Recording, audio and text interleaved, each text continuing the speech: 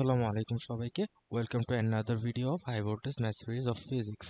তো আজকে আমরা যে প্রবলেমটা নিয়ে আলোচনা করব সেটা আমরা এখানে দেখতে পাচ্ছি।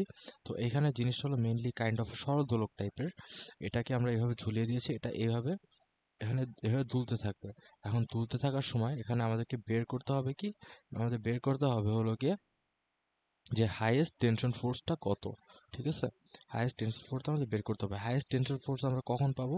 এই পয়েন্টে নাকি এই পয়েন্টে নাকি এই পয়েন্টে? আমরা হাইয়েস্ট টেনশন ফোর্সটা অলওয়েজ পাবো হলো কি যখন এটা একদম মাঝামাঝি পজিশনে বা সাম্যাবস্থায় চলে আসবে। তো এই পয়েন্টের হাইয়েস্ট টেনশন ফোর্সটা কত হয়? হয় হলো গিয়ে এটা এখানে এই যে এটার বরাবর যে টান বলটা সমান সমান হয় হলো গিয়ে নিচের দিকে এটার ভর mg প্লাস এখানে এটার একটা কেন্দ্র বিমুখী বল আছে, সেটা হলো গিয়ে mv²/r। তো আমরা টান বল equals to mg plus mv²/r পেয়ে গেলাম। এখানে আমরা m জানি, g জানি, m জানি, r হবে হলো গিয়ে সুতার দৈর্ঘ্যটা যেটা কিনা l।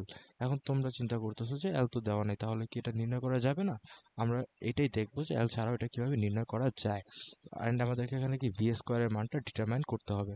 তো চলো একটু কাজ করি, দেখি তো।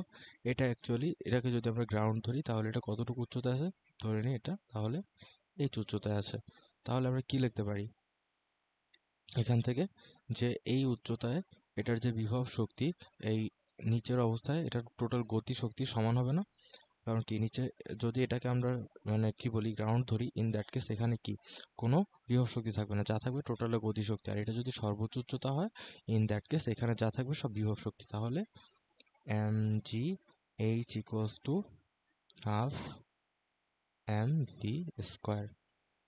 m কাটা, তারপরে এখান থেকে এইচ এর দৈর্ঘ্যটা কি হয় দেখি তো। এইভাবে যদি টানি অ্যান্ড এটা যদি এভাবে টানি তাহলে টোটাল এল মাইনাস এটুক, এটুক কতটুক হয়? এই দৈর্ঘ্যটা হয়, এই যে এটা যদি এল হয়, এটাও যদি এল হয় তাহলে এটুক কি এল কস থিটা না? তাহলে এল কস 60 ডিগ্রি। তাহলে আমরা কি পাচ্ছি, এই টুটাকে যদি এই পাশে নিয়ে যাই 2g L minus L cos 60 degree equals to v²। সুতরাং v² ইকুয়ালস টু 2g, এলটা যদি কমন নেই তাহলে 1 মাইনাস কস 60 ডিগ্রি, এই আমরা পেলাম। তাহলে আমাদের টি ম্যাক্স বা হাইয়েস্ট টার্ন বল কত ছিল? T max equals to mg plus half mv²/r। এখানে আমরা mgতে m এর মান জানি, j এর মান জানি 5 ইন্টু g এর মান 9.8 হবে, ওটা আমি লিখলাম না। তারপরে m এর জায়গায় বসাতে পারি 5 ইন্টু v² এর জায়গায় কি বসাতে পারি? টুয়াইস জি এল 1 মাইনাস কস 60 ডিগ্রি। তো দেখো তো নিচে আমরা আর এর জায়গায় কি বসাতে পারি? এটা ঘূর্ণনের যে ব্যাসার্ধটাই কি টোটাল স্ট্রিং এর যে দৈর্ঘ্য এটা না? অর্থাৎ আমাদের এই যে সুতার যে দৈর্ঘ্য সেটা না? দেখি, এই যে এই টোটালটা হলো আমাদের কি ঘূর্ণনের যে ব্যাসার্ধ সেটা, অ্যান্ড এটাই কি আমাদের সুতার দৈর্ঘ্য এল। তাহলে আমরা এখানে কি লিখতে পারি? আর এর জায়গায় লিখে দিতে পারি কি এল।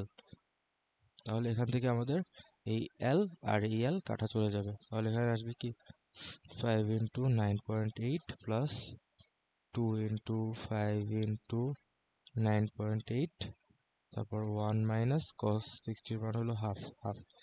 তো এখান থেকে ক্যালকুলেশন করলে আমাদের এটা চলে আসবে 98 নিউটন। এটাই আমাদের হাইয়েস্ট টার্ন বল বা টেনশন ফোর্সের মান। ওকে, পরবর্তী ভিডিওতে আমরা নতুন কোনো প্রবলেম নিয়ে আলোচনা করবো ইনশাল্লাহ। ততক্ষণের জন্য আল্লাহ হাফিজ।